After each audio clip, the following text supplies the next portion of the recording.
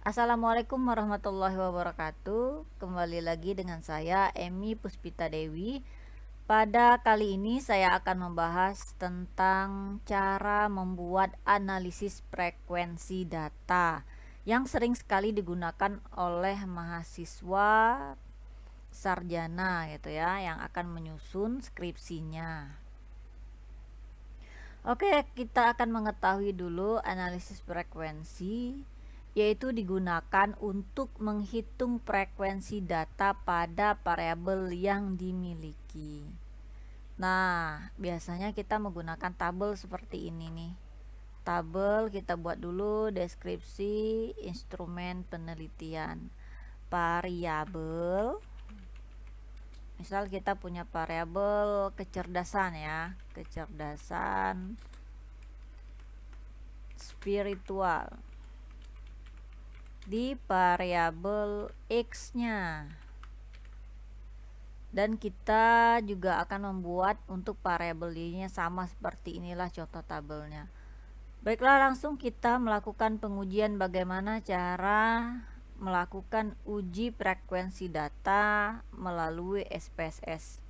Jadi kita jangan menghitung manual ya, kalau menghitung manual lama. Tapi kalau kita menggunakan aplikasi SPSS itu tidak butuh waktu yang lama.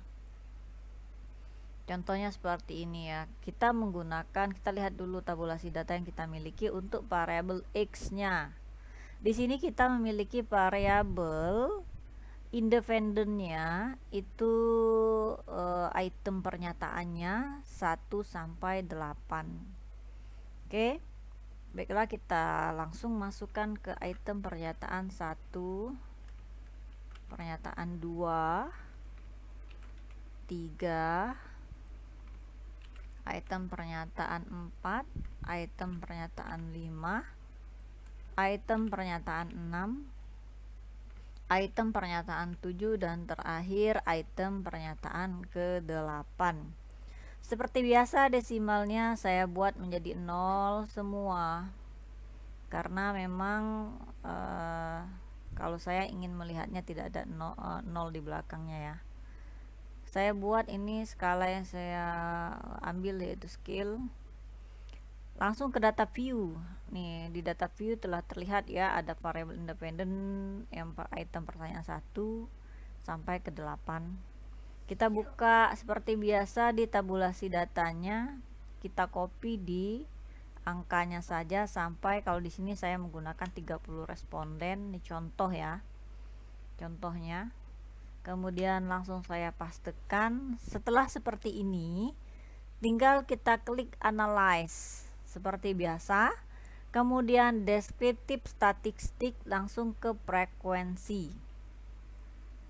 Kalau data tabelnya sudah terbuka seperti ini, tinggal kita masukkan semua variabelnya, item pernyataannya ke sini nih, ke tabel sebelahnya. Setelah itu kita klik statistik. Nah, di statistik ini boleh kita memilih apa yang kita inginkan gitu ya. Misalnya di central tendency, kita ingin mengetahui berapa meannya, ya kan, median, ini modenya. Kemudian di dispersion kita bisa buat standar deviationnya, kemudian variannya, range, minimum, maksimum misalnya aja nih kan. Setelah itu kita ini tergantung dengan kebutuhan para peneliti ya, maunya melihat di mananya, apa median, mean ya kan, apakah modusnya gitu. Setelah itu continue dan oke. Ini sudah kita dapatkan hasil dari pengolahan data. Kita ingin mengetahui frekuensi setiap jawaban dari responden yang kita telah melakukan penyebaran pada kuesioner yang kita miliki. Oke, yang pertama nih, misalnya ini kita punya data statistiknya dengan jumlah sampel yang kita miliki sebanyak 30 ya, 30 responden semua. Dari item pernyataan ini kita sebarkan sebanyak 30 responden. Yang pertama mean, kita tahu bahwa mean adalah nilai rata-rata, ya kan? Nilai rata-rata ini sudah terlihat. Kemudian median, kita tahu bahwa median adalah nilai tengah. Jadi data biasanya sih kalau kita hitung manual, datanya tersusun berdasarkan urutan dari nilai terkecil sampai terbesar, gitu ya. Kemudian baru kita ambil di tengah-tengah dari data yang sudah kita urutkan itu. Makanya median disebut dengan nilai tengah. Kalau ini sudah kalau kita menggunakan aplikasi SPSS sudah langsung terlihat nilai tengahnya. Oke, selanjutnya ini ada mode. Mode sering juga disebut dengan modus. Nah, jadi modus ini adalah nilai yang sering muncul. Jadi nilai yang sering muncul ini sudah terlihat 4, 5, 3, 4. Ya kan, ini adalah nilai yang sering muncul pada setiap item pernyataan. Dan ini ada standard deviation. Nah, standard deviation sering juga disebut dengan simpangan baku. Kalau kita belajar statistik tentu tahu simpangan baku ya. Kemudian ada namanya variance. Variance ini adalah pengukuran variabel data untuk mengetahui data yang kita miliki tersebar, ya kan? Kemudian ada ring. Ring ini merupakan perbedaan data numerikal terkecil hingga data terbesar. Selanjutnya ada minimum. Nah, ini ada angka minimum dan ada angka maksimum di sini. Oke, ini untuk data statistiknya kalau kita hanya ingin mengetahuinya saja. Nah, ini untuk data frekuensi tabelnya. Ini data frekuensi tabelnya. Jadi cara bacanya di sini kita lihat ada frekuensi. Ini frekuensi ini maksudnya jumlah dari responden.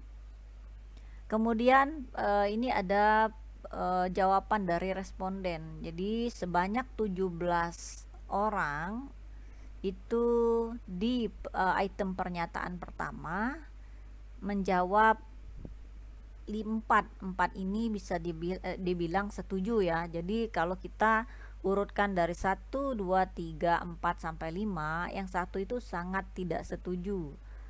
Kemudian setuju, sangat tidak setuju. Nah, sampai kepada sangat setuju. Sangat setuju itu dilambangkan dengan angka 5. Tapi itu kita harus tahu dulu ya, kalau misalnya item pernyataan kita itu berbentuknya positif ya. Jadi kalau itemnya pertanyaannya berbentuk positif, maka kita akan mengurutkannya satu itu sangat tidak setuju sampai ke angka 5 itu sangat setuju gitu ya. Oke, ini kalau untuk langsung saja ya kita ambil data yang kita miliki. Jadi kita tadi masukkan di PPT-nya. Ya. Kemudian kita juga sudah mendapatkan hasilnya. Kalau sudah dapat hasil seperti ini, tinggal kita masukkan saja di data kita. Misalnya ini sudah kita buat ya. Jadi yang kita uji yang pertama sekali adalah variabel independent, maka pengujian selanjutnya juga sama untuk variabel dependent, juga sama sebenarnya. Nah, ini variabelnya kita buat misalnya ini kan indikator yang kita miliki. Jadi ada indikator dari kecerdasan spiritual. Saya contohkan misalnya semangat ya. Ini enggak kelihatan ya. Oke, ini semangat. Item pernyataan pertama. Jadi yang pertama sekali misalnya ini terdapat pada variabel, ini pertanyaannya ya. Jadi item pertanyaannya misalnya kalau indikatornya adalah semangat, kalau misalnya penelitian kita kepada perusahaan, berarti kita buatnya di sini karyawan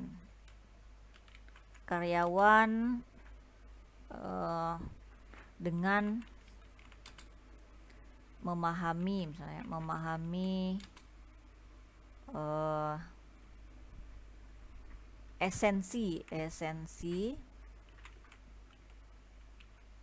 hidup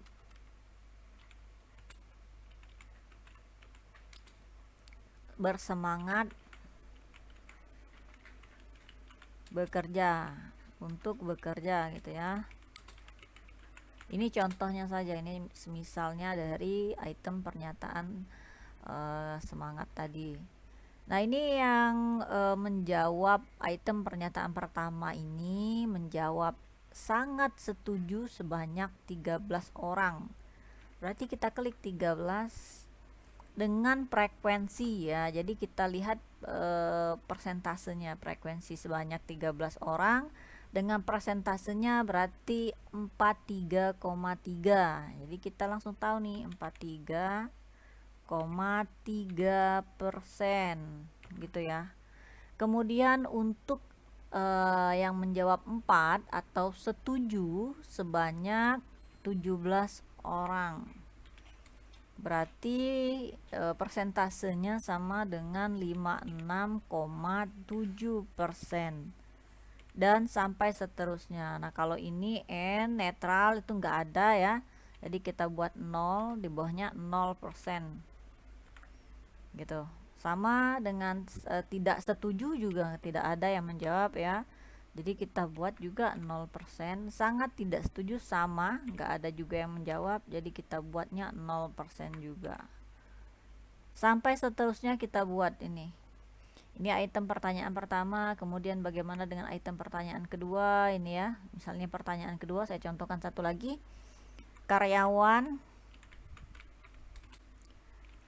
dengan rajin ya, rajin beribadah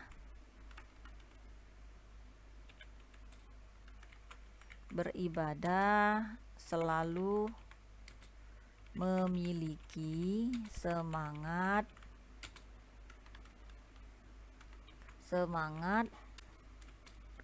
membangun kinerja yang baik, misal saja ya.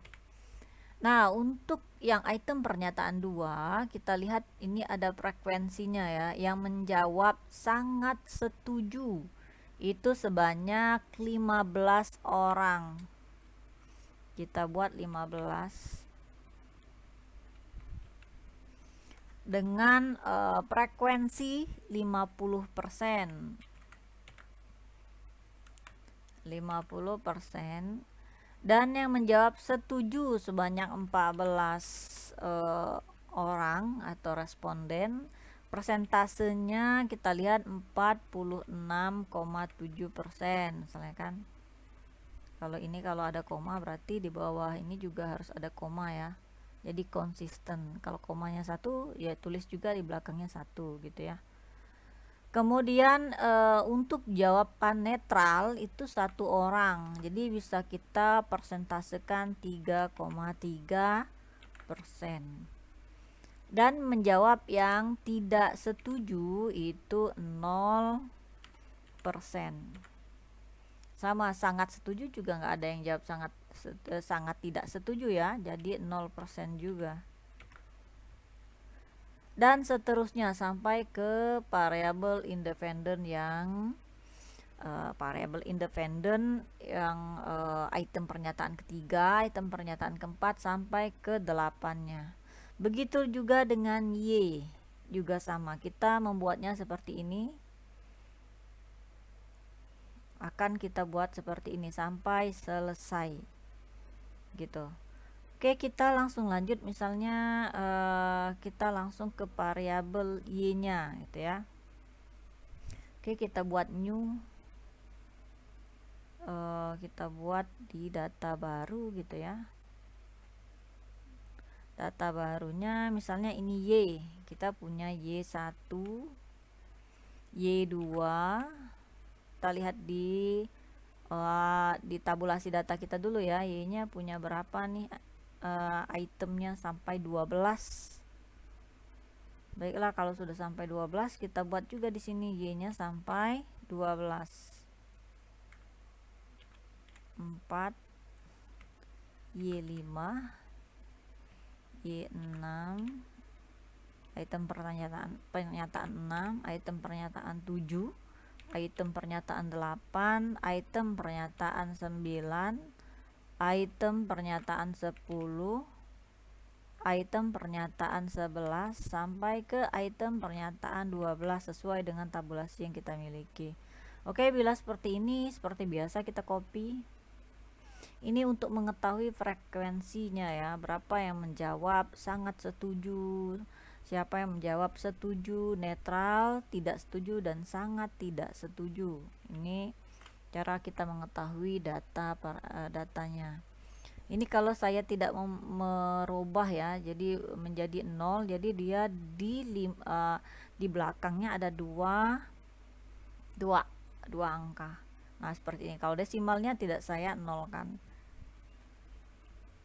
Ini kita nolkan dulu semuanya ya. Sebenarnya tidak ada hubungan juga kalau kita melakukan kalau tidak merubah nolnya juga. Jadi boleh langsung sebenarnya tanpa kita merubah ini menjadi 0. Oke, setelah selesai data, kemudian analyze seperti biasa, deskriptif, statistik, dan frekuensi. Kita masukkan semua datanya ke tabel variabel dan kita pilih statistik. Nah, kemudian kalau kita ingin mengetahui median, mean, modus, ya kan, kalau mau zoomnya, kalau di dispersionnya kita bisa mengklik standar deviationnya, ya kan, simpangan bakunya. Kita ingin melihat variance-nya, range, minimum, maksimum, ya kan. Kita klik semua lalu continue dan oke. Sama seperti variabel independennya, dependent juga seperti ini. Ini hasilnya, kita bisa lihat bahwa di item pernyataan pertama itu yang menjawab netral ya, hanya 1 orang. Jadi bisa langsung terpersentase, jadi sebanyak 3,3%. Menjawab setuju 20 orang, jadi persentasenya 66,7%. Yang menjawab sangat setuju sebanyak 9 orang, jadi persentasenya 30%. Jadi total seluruh responden kita sebanyak 30, ya kan? Nah, begitu cara kita melakukan pengujian untuk mengetahui data frekuensi. Gitu ya, cara mengetahui data frekuensi yang kita miliki. Nah, untuk contohnya ini ada contoh salah satu dari mahasiswa bimbingan saya ya. Ini terlihat bahwa seperti ini membuatnya ya. Jadi kita deskripsi data hasil kuesioner kita buat seperti ini datanya, deskripsinya. Jadi ini item pernyataan pertamanya, kemudian ini di bawah ini dia mulai terdeskripsi apa yang didapatkan dari frekuensi. Kemudian ini yang dependennya, jadi deskripsi dari hasil variabel dependent, sama seperti variabel independent juga seperti ini, sampai ke deskripsi dari apa yang diperoleh, mendeskripsikan apa yang diperoleh ini dari kuesioner yang sudah kita miliki. Oke, begitulah cara untuk membuat analisis frekuensi